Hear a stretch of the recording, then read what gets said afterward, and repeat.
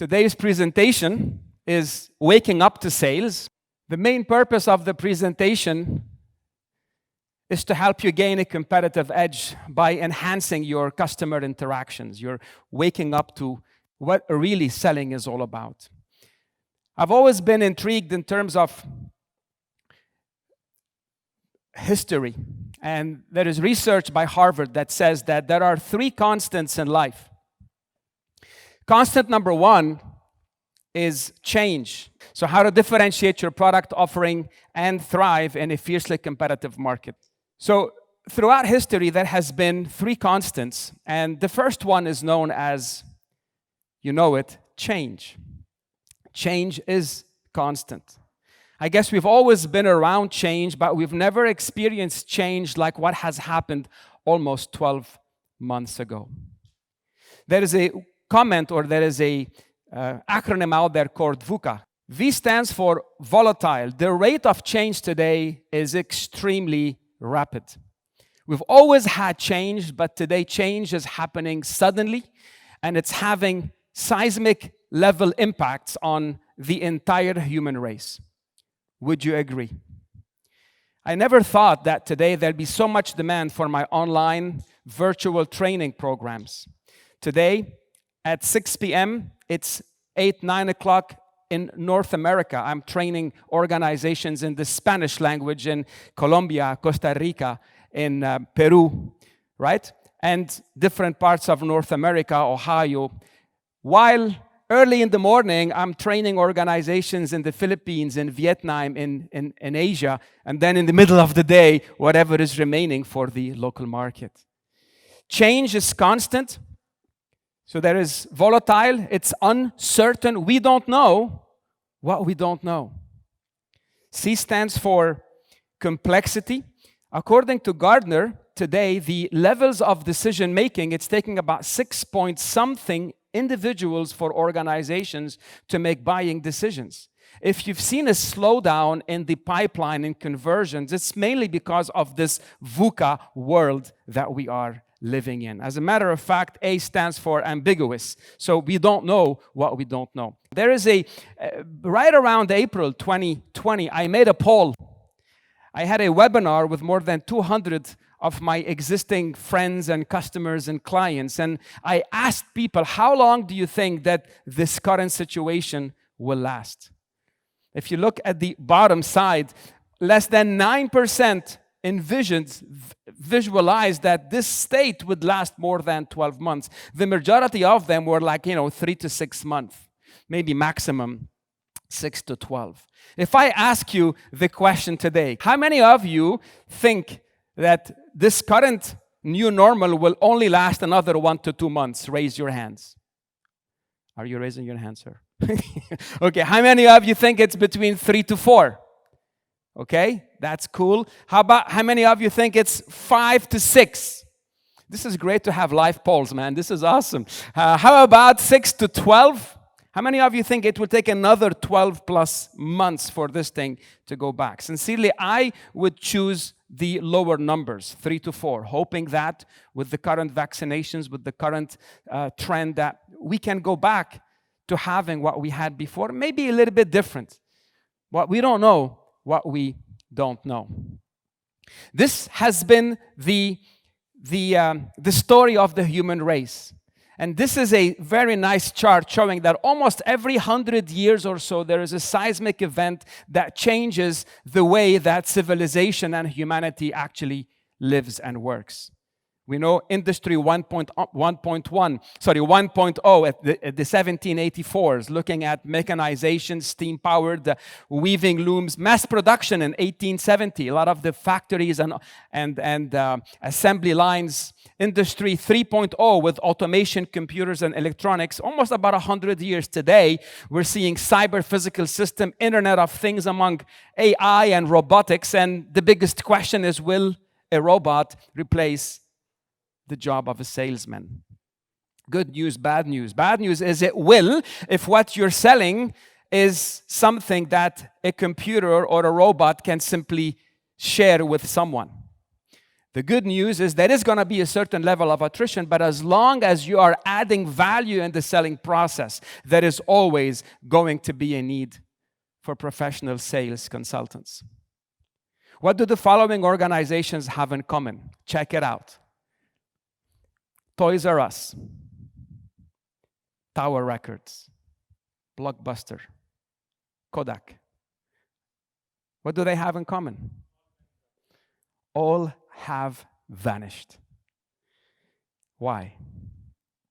Imagine those organizations showed up with the tools from the previous era.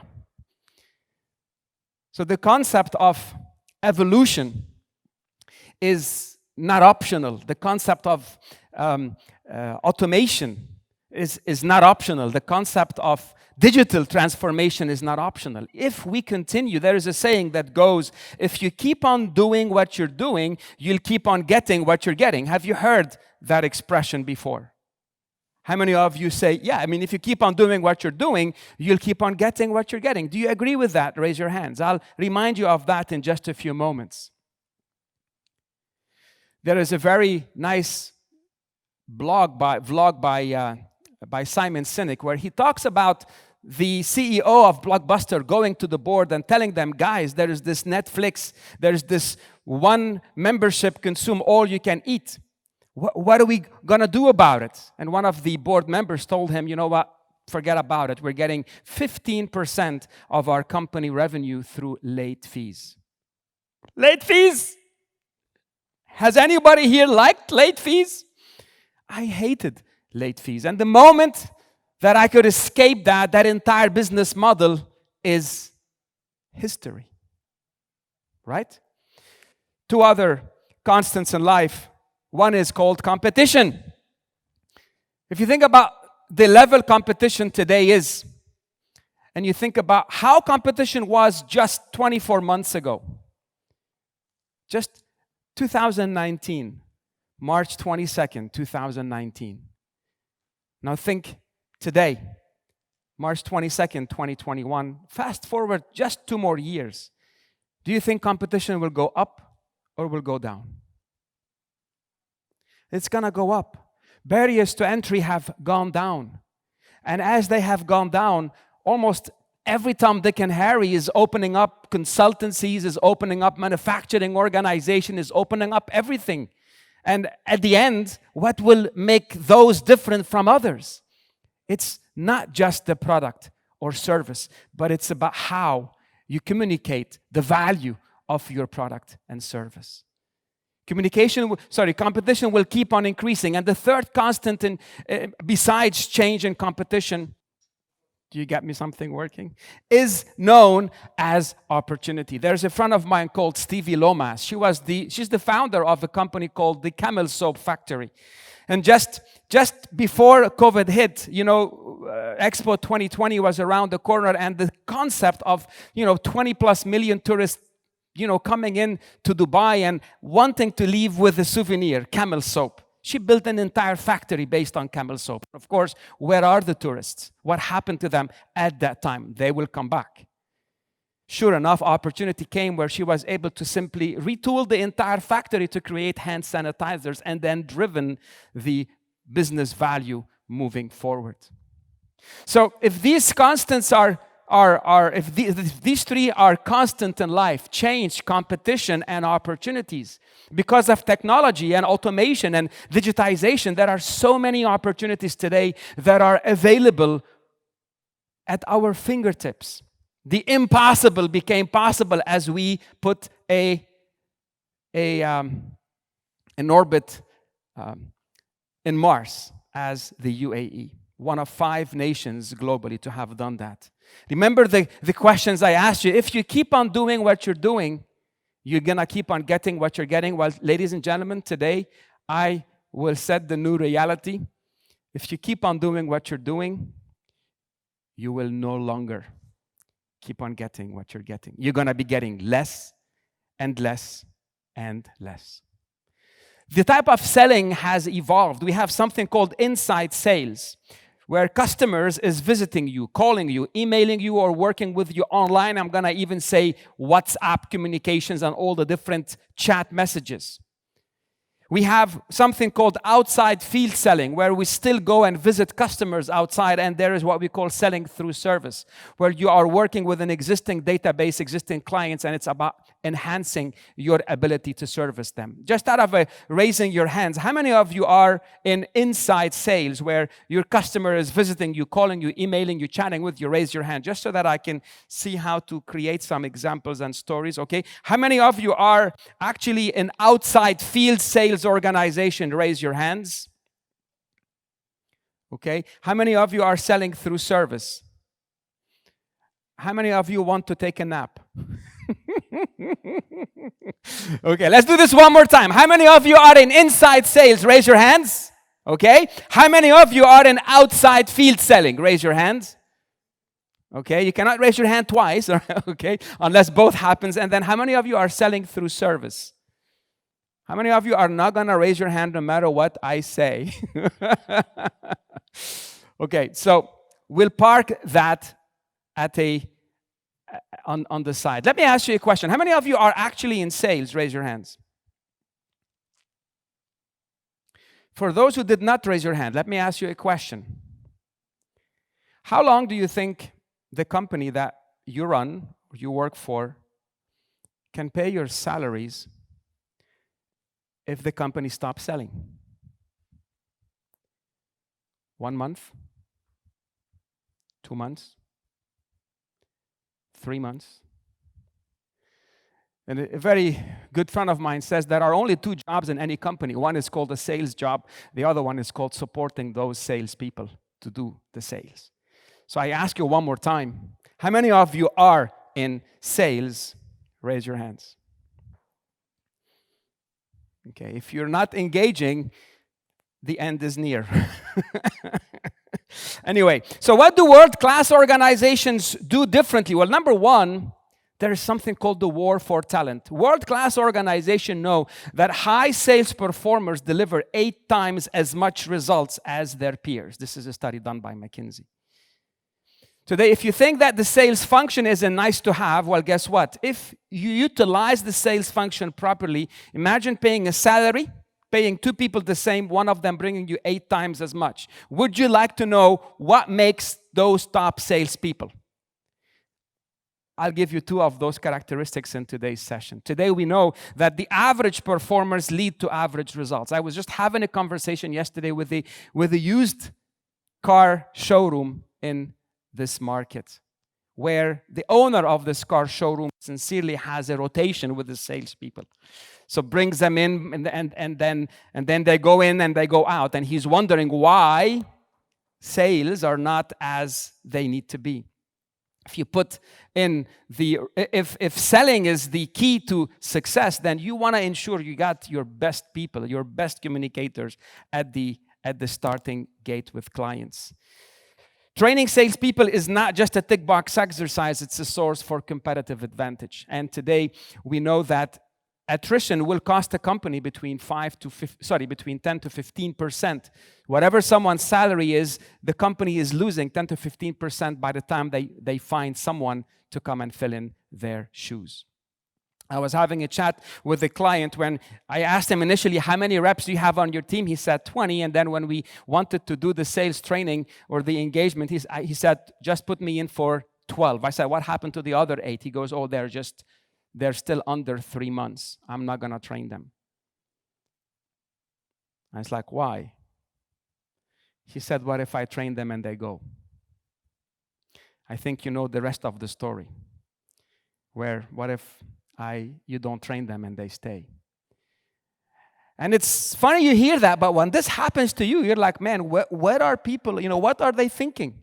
There's something called an induction. Organization, Fortune 500 organizations in North America will put someone, let's look at someone in the IT industry, they'll be sitting in a classroom working, shadowing another individual for a period of 6 to 12 months before they are actually unleashed to talk with one live customer.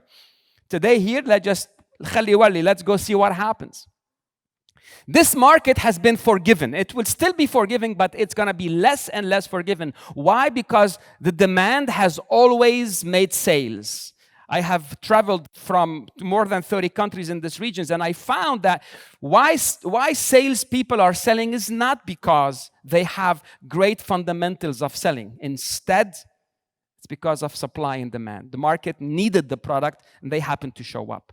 And customers were accepting to buy these products and services, although service is not very good, the people were not very friendly, blah, blah, blah. But because there is no supply and demand, because of the law of supply and demand, they sold. And as competition is coming, that equation is not working. I'm getting more demand from Saudi Arabia for developing salespeople that I have never received. Me and my 5+ team members are not able to handle that Arabic demand. Because yes, I do speak Arabic, 2 of my team members as well. And that's what it goes. Guys, last year, in this situation, U.S. companies invested more than $70 billion in developing sales capability.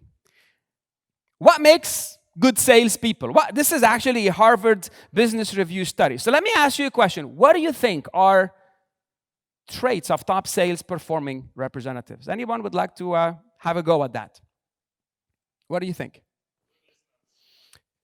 Great. Good listeners. Fantastic. What else? What do you think, sir? Yeah. Knowing your products.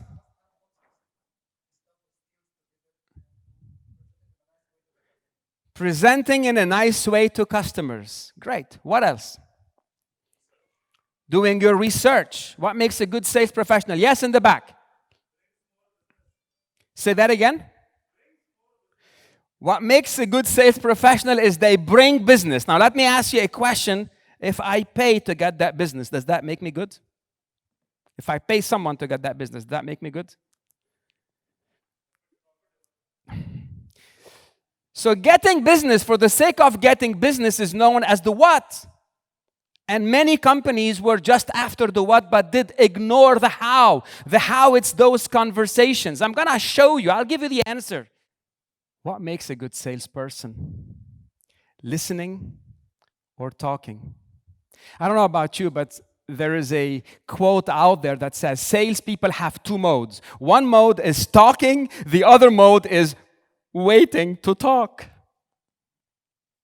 Inside of our brain, we are emotional beings. Neuroscience today demonstrates this over the last 10 years. So much research has actually shown that when you are properly communicating with another individual, 2 things are happening, either properly or improperly. If you are just talking when you are interrupting, yes, but let me tell you about our offer. Have you had such conversations and then you feel this, I don't like this person. Why do you get this feeling? Because that is the result of something that is the impact of pushing. When you are interrupting someone, yes, but you're actually releasing a certain hormone in someone's brain called cortisol.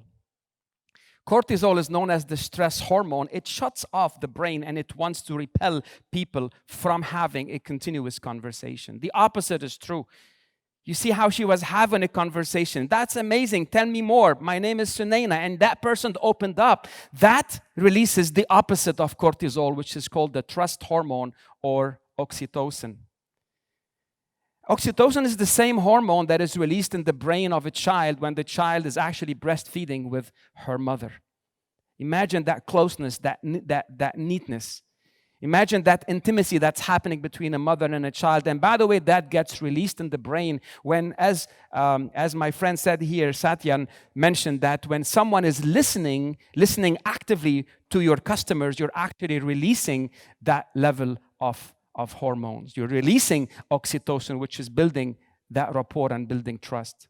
Listening does make a difference. This is research on the 5 levels. I think you know what the first 2. You're interrupting, you're waiting to interrupt. The 3rd level is called mirroring. When you are actually, someone is talking, you're like, okay, tell me more, right? Now, this can be sincere, but let me show you an insincere way. Ready? Yeah. Well, let me tell you about, and you didn't hear anything the person was talking to you about. Has that ever happened to you? And you know what I mean. You're like in Carrefour or you're in any one of these places, and boom, boom, boom. This happens. Sensing is when you're reading between the line. And really one of my favorite is the transformation that happens through listening and through questioning and helping the person see a new reality, which is what I'm going to share with you right now. One of my clients is a company called Train. They sell air conditionings, and in 2017, I had done a B2B program with them, and their account managers were visiting their clients. The economy was a little bit slow, and the key account manager gets into a factory of one of his clients, an electronics factory in Jabal Ali. I think you know which one that is. And got there, and he's having tea with the GM of the factory, the general manager of the factory. And in the conversation, the general manager tells him, "I know why you're here, but I'm sorry, we have no budget." So they had a 7-year-old machine, time for replacement. The key account wanted to visit to start the process, but the GM shuts the door in his face, tells him, "You know what? We don't have budget for that." Now, let me show you how transformation happens. The key account manager told me, "Ramez, before your program, I would have finished my tea, said thank you very much, and left, and followed up with him maybe 6 months later to see if anything has changed." But I was a little bit more prepared. And I asked him, I said, "Mr. Customer, that is not why I'm here. As a matter of fact, when your AC broke down, have we supported you?" He said, "Yes." He goes, "Exactly. We have done that without an AMC, without an annual maintenance contract. And we'll continue to do that. The only thing is your current machine being 7 years of age, there are some pieces that we no longer will stock. And I want to ask you a question. Should anything happen and we cannot support you because it takes time, how will this affect your operations?" Now, when you're making electronic components, if the AC stop, the entire sucking system, that integrity of air is shut down, and the whole factory process will stop. And he said, no, this will be devastating. He said, "In which way?" He said, "We'll stop our production, and we'll have millions of dirhams of lost productions on a day-to-day basis." He said, "What would it mean for you should anything happen? We can still provide you that time within less than 4 hours from the emergency, 7 days a week." He said, "What do you mean?" He said, "Well, I'm here to talk to you about how do we hedge against such disasters," and offered him the principle, or offered him an AMC. It's a 6-figure AMC dirham-wise, actually dollar-wise, $100,000 plus $120,000 AMC contract. And as you know, there is plenty of profits in that AMC business. By the end of the day, when he got back to this office, he had the PO in his inbox. See, it's easy for us to assume that we hear, we respond, we hear, we respond, we hear, we respond, instead of hearing, clarifying, rephrasing, responding, and then, of course, continuing that entire cycle. And when you're doing that in a proper way, you're actually engaging with your clients.